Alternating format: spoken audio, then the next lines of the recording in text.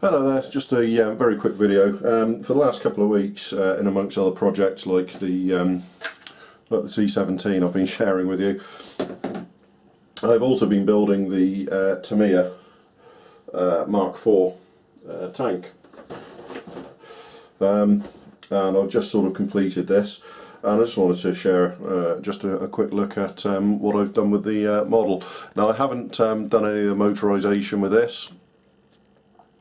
It's been largely painted with acrylics, a mixture of Tamiya, Vallejo and some sort of AK Interactive stuff as well. I've just finished it. It will be going up to Telford with me because it's going on display. You'll be able to see it hopefully on the importer for Tamiya into the UK, hopefully their stand, as I built it for them.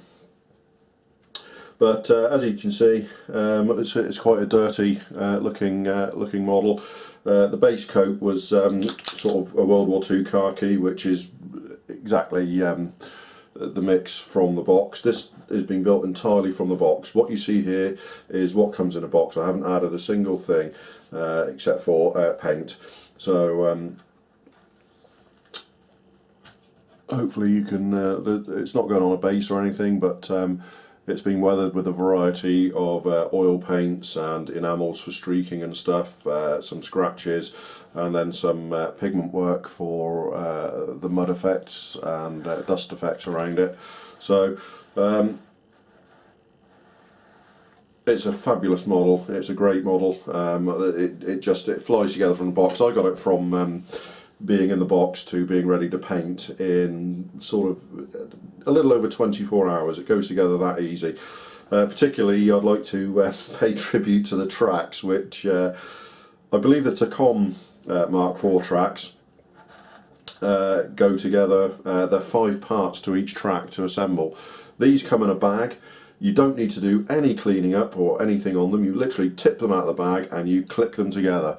It took me about half an hour to make both runs of tracks for this model.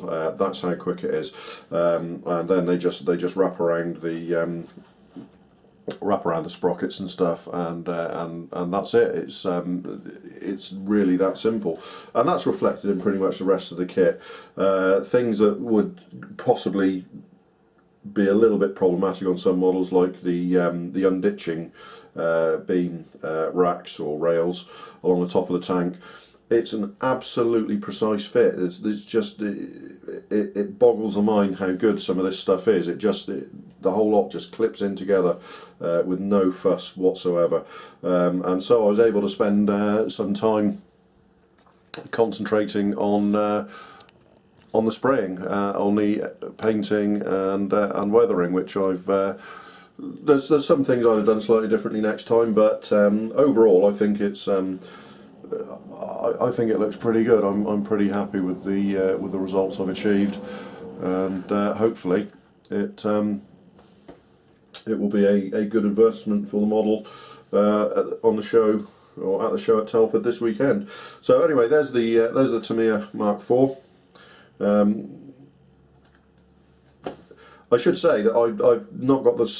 I'm not interested in sort of any armour subjects generally that aren't modern armour, but this has kind of piqued my interest in World War I armour. World War II armour of any sort, with the exception of the Sherman Firefly, I've got no real interest in.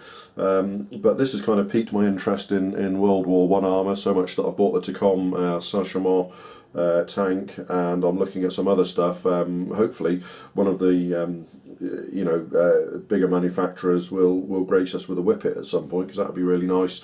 And I'd really like to see a Mark 1, 2 and 3 tanks as well. To this standard would be great, but to anything approaching this standard, because they're just surprisingly interesting subjects.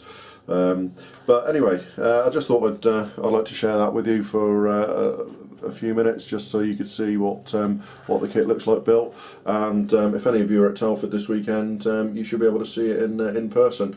So hope you enjoyed that, and I will see you up at Telford, those that are going. Looking forward to it. I'll be setting off in a couple of hours, and I'll be going up to a friend's house this evening, and then tomorrow we'll be heading up to Cosford, and then on to Telford tomorrow evening. So I'll see you all then, and have a great weekend, and I'll see you after the weekend. Take care now. Bye bye.